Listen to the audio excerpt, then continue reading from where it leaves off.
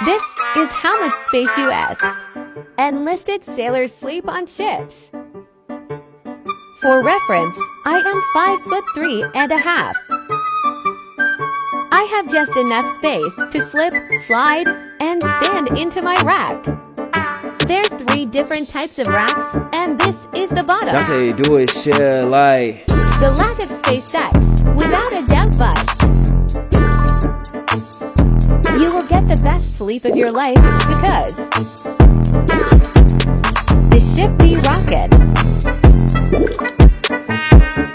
You are usually given a choice to choose between the 3 types.